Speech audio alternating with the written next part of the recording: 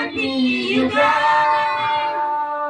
ಸಿರಿಗಾಯಿತು ಕರುನಾಡಿನ ಮಗ ನೆಮ್ಮದಿಯ ಸುಖ ಸಾಕು ಜಾಗೃತರಾಗಿ ನೆಮ್ಮದಿಯ ಸುಖ ಸಾಕು ಜಾಗೃತರಾಗಿ ಭಾರತವ ಕಾಯಬೇಕು ಎಲ್ಲರೂ ಒಂದಾಗಿ ಉದಯವಾಯಿತು. ನಾನು ಗಾಂಧಿನಗರದಲ್ಲಿ ಹುಟ್ಟಿದವಳು. ನನಗಾಗ 8ರ ಹರೆಯ. ನಾನು ಬಾವುಟ ಇಟ್ಕೊಂಡು ಆಟ ಆಡ್ತಾ ಇದ್ದೆ. ಮಗ ಮಗ ಏ ಮಗ ಏನ್ ಮಾಡ್ತಿದಿ ಮಗ? ಬಾವುಟ ಹಿಡ್ಕೊಂಡು ಆಟ ಆಡ್ತಾ ಇದ್ದೀನಿ ತಾತ. ಹಾ, ನೀನು ಗಾಂಧಿ ತಾತ ನೋಡ್ಬೇಕು ಅಂತಿದ್ದಲ್ಲ. ಗಾಂಧಿ ತಾತ ದಂಡಿಯಪ್ಪನ ಸತ್ಯಾಗ್ರಹ ಮಾಡ್ತಾ ಇದಾರೆ. ಹೌದಾ ತಾತ? ಹೂ ಮಗ, ಬಾ ಅಲ್ಲಿ ಕರ್ಕೊಂಡು ಹೋಗ್ತೀನಿ.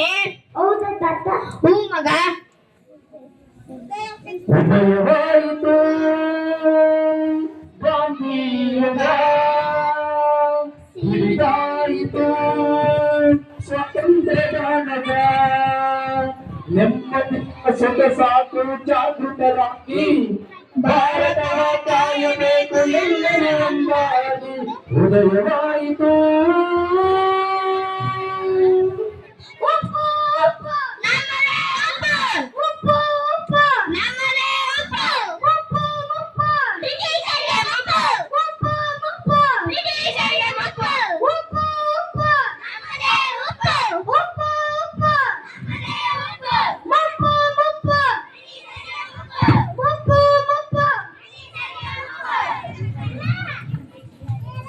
ಉದಯವಾಯಿತು ಗಾಂಧಿಯುಗ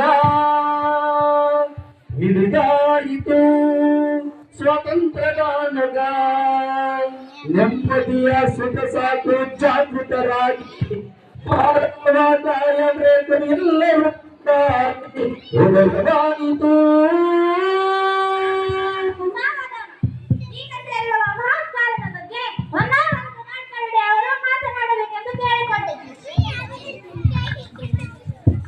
ನಮ್ಮೆಲ್ಲ ಸ್ವಾತಂತ್ರ್ಯ ಹೋರಾಟಗಾರರೇ ಹಾಗೂ ಸ್ವಾತಂತ್ರ್ಯದ ಸಂಘಗಳೇ, ನಮ್ಮೆಲ್ಲರ ನೆಚ್ಚಿನ ಗಾಂಧಿಯವರು ಬ್ರಿಟಿಷರ ಅಮಾನವೀಯ ಕಾನೂನುಬದ್ಧ ಚಳವಳಿಯನ್ನು ಉಲ್ಲಂಘಿಸಿ ದಂಡಿಯ ಉಪ್ಪಿನ ಸತ್ಯಾಗ್ರಹವನ್ನು ಯಶಸ್ವಿ ಮಾಡಿದ್ದಾರೆ.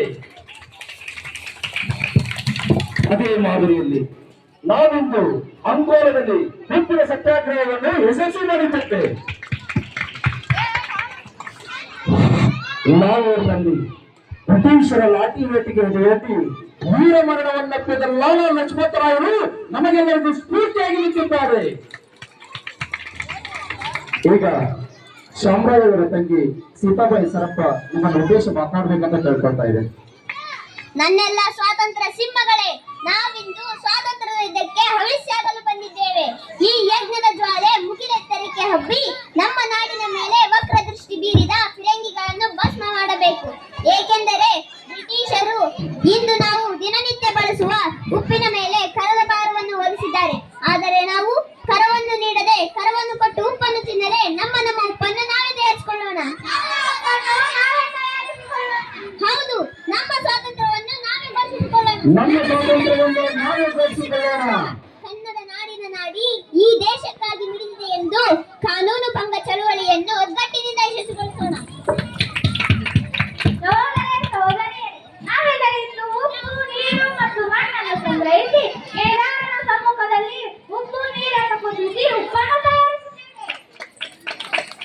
40,000ಕ್ಕೂ ಹೆಚ್ಚು ಮಂದಿ ಸೇರುವ ಈ ಸಭೆಯಲ್ಲಿ ಹೊನ್ನಪ್ಪ ನಾಯಕನಾದ ನಾನು ಮೊದಲ ಉಪ್ಪಿನ ಪಟ್ಟಣವನ್ನು 30 ರೂಪಾಯಿ ಕೊಟ್ಟು ಖರೀದಿಸಿದ್ದೇನೆ.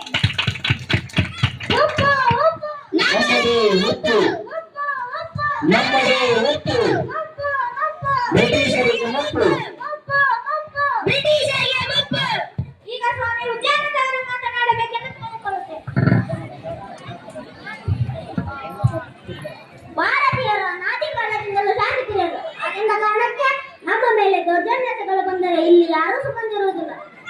ಬ್ರಿಟಿಷರು ನಮ್ಮ ಮೇಲೆ ಅನೇಕ ಕಾನೂನುಗಳನ್ನು ಬಲವತ್ತವಾಗಿ, ಆದರೆ ನಾವು ಮಹಾತ್ಮ ಗಾಂಧೀಜಿಯವರು ಹೇಳಿದಂತೆ ಶಾಂತಿಯಿಂದ ಚಲಿಸಿ ನಮ್ಮ ಸ್ವಾತಂತ್ರ್ಯವನ್ನು ನಾವೇ ಸ್ಥಾಪಿಸಿಕೊಳ್ಳೋಣ. ನಮ್ಮ ಸ್ವಾತಂತ್ರ್ಯವನ್ನು ನಾವೇ ಸ್ಥಾಪಿಸಿಕೊಳ್ಳೋಣ. ಕುಂದಾಪುರ, ಉಡುಪಿ, ಮಂಗಳೂರು, ಪುತ್ತೂರು, ಮೂಡಬಿದಿರೆ ಸೇರಿದಂತೆ 40ಕ್ಕೂ ಹೆಚ್ಚು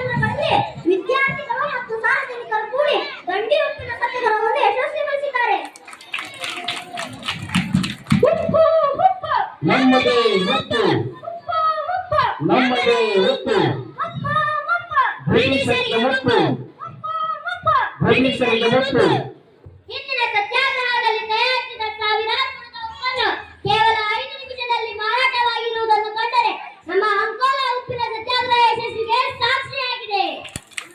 ಉಪ್ಪು ಉಪ್ಪು ನಮಗೆ ಒಪ್ಪು ಉಪ್ಪು ಉಪ್ಪು ನಮಗೆ ಒಪ್ಪು ಉಪ್ಪು ಉಪ್ಪು ಬ್ರಿಟಿಷರಿಗೆ ಒಪ್ಪು ಉಪ್ಪು ಉಪ್ಪು ಬ್ರಿಟಿಷರಿಗೆ ಒಪ್ಪು. ಹೌದು, ಇದು ಅಂಕೋಲಾ ಉಪ್ಪಿನ ಸತ್ಯಾಗ್ರಹ ಆಗಿದ್ದರೆ ಇದೇ ರೀತಿ ಶಿವಪುರದಲ್ಲಿ ಧ್ವಜ ಸತ್ಯಾಗ್ರಹ ನಡೆಯಿತು. 1938 ಏಪ್ರಿಲ್ 9 ನನಗಾಗ 16 ರಾರಯ್ಯ. ನಮ್ಮ ತಾತ ನನ್ನ ಶಿವಪುರದ ಧ್ವಜ ಸತ್ಯಾಗ್ರಹ ನೋಡ್ಲಿಕ್ಕೆ ಕರ್ಕೊಂಡೋಗಿದ್ರು.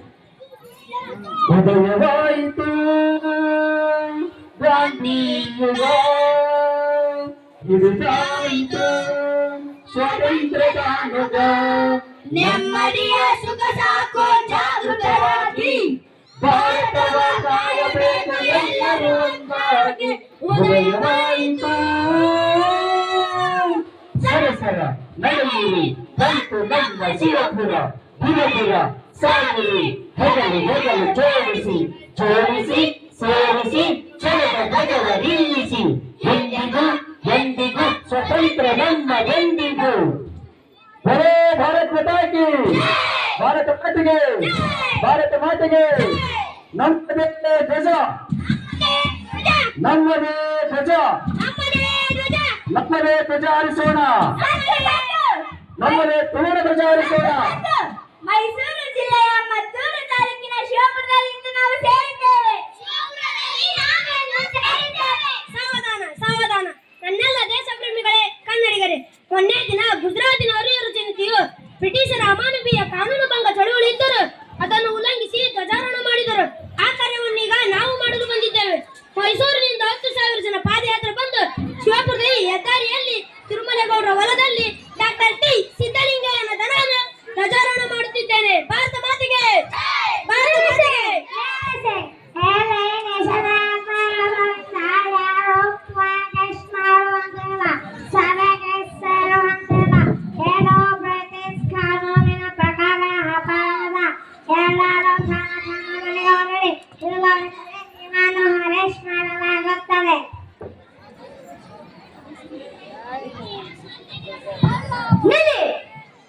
ಸಭಿಕರೇ, ಸ್ವಲ್ಪ ನಿಂತುಕೊಳ್ಳಿ. ನನ್ನೆಲ್ಲ ಸ್ವಾತಂತ್ರ್ಯ ಹೋರಾಟಗಾರರೇ, ಈಗ ತಾನೇ ಡಾಕ್ಟರ್ ಟಿ ಸಿದ್ದಲಿಂಗಯ್ಯನವರನ್ನ ಬಂಧಿಸಿದ್ದಾರೆ. ಮದ್ದೂರಿನ 3 ಕಿಲೋಮೀಟರ್ ವ್ಯಾಪ್ತಿಯಲ್ಲಿ ಯಾವುದೇ ಸಭೆ ಸಮಾರಂಭ ಸೇರುವಂತಿಲ್ಲ ಎಂದು ನಿಷೇಧಾಜ್ಞೆಯನ್ನು ಹೇರಿದ್ದಾರೆ. ಆದರೆ ಅವೆಲ್ಲವನ್ನು ಉಲ್ಲಂಘಿಸಿ 10,000ಕ್ಕೂ ಹೆಚ್ಚು ಜನ ಸೇರುವ ನಿಮ್ಮೆಲ್ಲರನ್ನು ನಾನು ನಿರಾಶೆಗೊಳಿಸುವುದಿಲ್ಲ.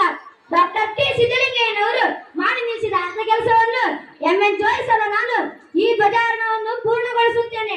ಭಾರತ ಮಾತೆಗೆ ಭಾರತ ಮಾತೆಗೆ ಸಾಕು ಸಾಕು. ಈಗ ಸಹೋದರಿ ಸುನಂದಮ್ಮನವರು ಮಾತನಾಡಬೇಕೆಂದು ಕೇಳಿಕೊಳ್ಳುತ್ತೇನೆ. ಸಹೋದರ ಸಹೋದರಿಯರೇ, ಗಾಬರಿಯಾಗಬೇಡಿ. ಮಂಡ್ಯವೆಂಬ ಪವಿತ್ರ ಭೂಮಿ ಈ ಮಂಡ್ಯ. ಇಲ್ಲಿ ಹರಿಯುವ ಪವಿತ್ರ ನದಿಗಿಂತ ಈ ನದಿಯ ದಡದಲ್ಲಿ ನಾವು ಮಾತ್ ಕಾರ್ಯವನ್ನು ಸಾಧಿಸಿದ್ದೇವೆ. ನೆನಪಿಡಿ, 1938 ಏಪ್ರಿಲ್ 9ರ ಈ ದಿನ ಶಿವಪುರ ಮರೆಯದಂತ ಚರಿತ್ರೆಯಾಗುವಂತಿದೆ.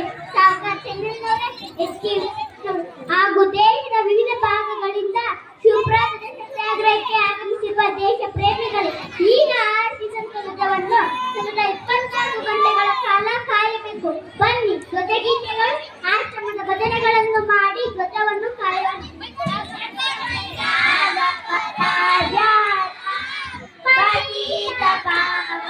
ಸೀತಾರಾಮ್ ರಘುಪತಿ ರಾಘವ ರಾಜಾ ರಾಮ್ ಪತಿತ ಪಾವನ सीताराम झंडा ऊंचा रहे हमारा विजयी विश्व तिरंगा प्यारा झंडा ऊंचा रहे हमारा विजयी विश्व तिरंगा प्यारा. ಅಂದರೆ 1938 ಏಪ್ರಿಲ್ 25ರಂದು ಕರ್ನಾಟಕ ಕಾಂಗ್ರೆಸ್ ವಿಭಾಗದ ಕೋಲಾರ ಜಿಲ್ಲೆ ಹೊರಲಿಗಿನ ಹತ್ತಿರವಿರುವ ಚಿಕ್ಕ ಗ್ರಾಮ ವಿಧುರಾಶ್ವತ್ಥದಲ್ಲಿ ಇಂಥದೇ ಕ್ರಾಂತಿ ಆಯಿತು. ಹೌದು, ವಿಧುರಾಶ್ವತ್ಥದಲ್ಲಿ ನಡೆಯುವ 9ನೇ ದಿನದ ಜಾತ್ರೆಯಲ್ಲಿ ಬ್ರಿಟಿಷರ ಕಣ್ತಪ್ಪಿಸಿ ಧ್ವಜಾರೋಹಣ ಮಾಡಿದ್ರಂತೆ. ಹಾಗಂತ ನಮ್ಮ ಉದಯವಾಯಿತು ಗಾಂಧಿಯುಗ, ಹಿಡಿದಾಯಿತು ಸ್ವಾತಂತ್ರ್ಯದ ನಗ. ನೆಮ್ಮದಿಯ ಸುಖ ಸಾಕು ಜಾಗೃತರಾಗಿ, ಭಾರತವ ಕಾಯಬೇಕು ಎಲ್ಲರೂ ಒಂದಾಗಿ. ಉದಯವಾಯಿತು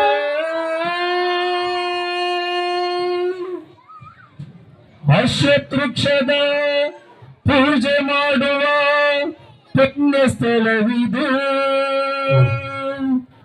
ಧರ್ಮ ಸಾರಿದ ವಿದುರ ದೇವನ ಪಾವನ ಮಣ್ಣಿದು. ಸುತ್ತಮುತ್ತಲ ಹಳ್ಳಿಗಳಿಗೆ ದೈವ ಸ್ಥಳವಿದು. ಸುತ್ತಮುತ್ತಲ ಹಳ್ಳಿಗಳಿಗೆ ದೈವ ಸ್ಥಳವಿದು. ಸುತ್ತಮುತ್ತಲ ಹಳ್ಳಿಗಳಿಗೆ ದೈವ ಸ್ಥಳವಿದು.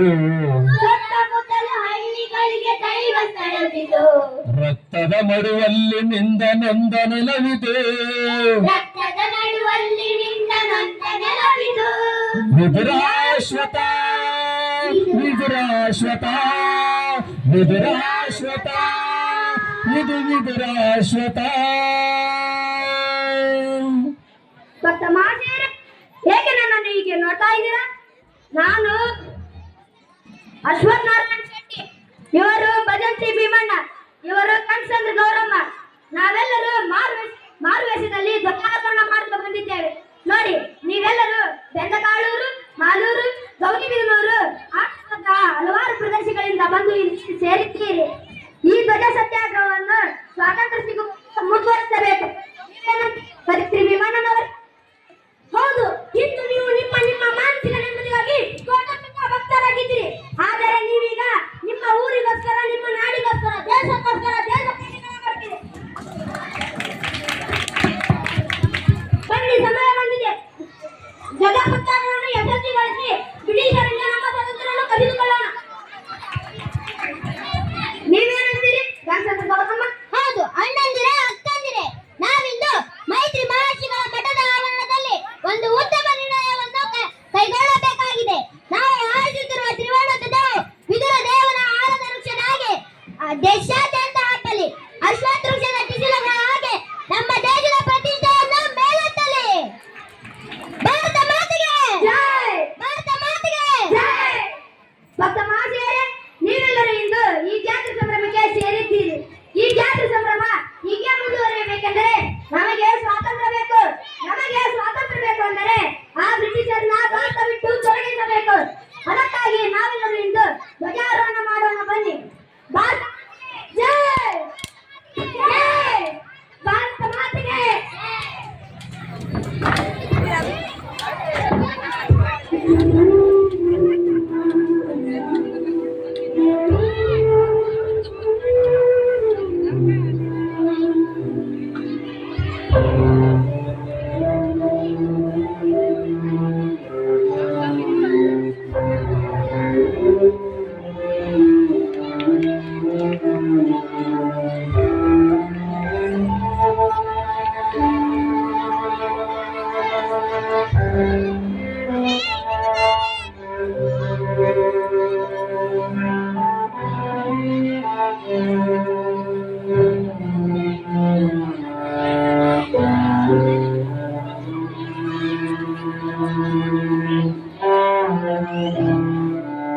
ಎಷ್ಟೊಂದು ಸಾವು, ಎಷ್ಟೊಂದು ಸಾವು. ವಿದುರಾಶ್ವತ್ಥದ ಪ್ರಕೃತಿ ಮಕ್ಕಳ ವಿಕೃತ ಸಾವು. ರಾಮನವಮಿಯ 9ನೇ ದಿನ ನಡೆದೇ ಹೋಯಿತ. ರಾಮನವಮಿಯ 9ನೇ ದಿನ ನಡೆದೇ ಹೋಯಿತು. ಜಾತ್ರೆಗೆ ಕರೆತಂದಿದ್ದ ಹೆಣ್ಣರು ಮಕ್ಕಳನ್ನು ಬಲಿ ತೆಗೆದುಕೊಂಡರು ಈ ಬ್ರಿಟಿಷರು. ಬಲಿ ತೆಗೆದುಕೊಂಡರು ಈ ಬ್ರಿಟಿಷರು. ಬ್ರಿಟಿಷರು ಭಾರತ ಬಿಟ್ಟು ತೊಲಗಿ. ಬ್ರಿಟಿಷರು ಭಾರತ ಬಿಟ್ಟು ತೊಲಗಿ.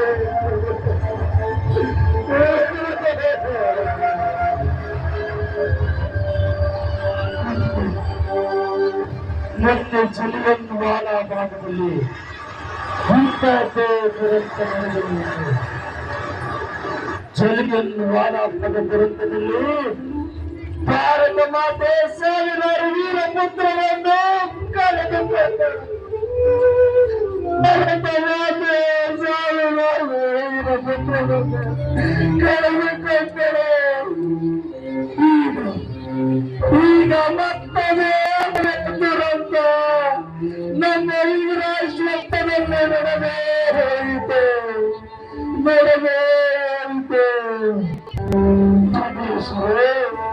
ನಿರ್ದಾಕ್ಷಿಣ್ಯವಾಗಿ 96 ಬಡಿಸಿದರು. 96 ಗುಂಡಿನ ಬಡಿಸಲಿದ್ದಾರೆ. ಅವರ ಪರಿಣಾಮವಾಗಿ 40 ಜನ ಪ್ರಾಣ ತ್ಯಾಗ ಮಾಡಿದರು. 40 ಜನ ಪ್ರಾಣ ತ್ಯಾಗ ಮಾಡಿದರು. 70 ಜನರಲ್ಲಿ ಕೇವಲ ಹೆಸರನ್ನು ಗುರುತಿಸಲಾಯಿತು.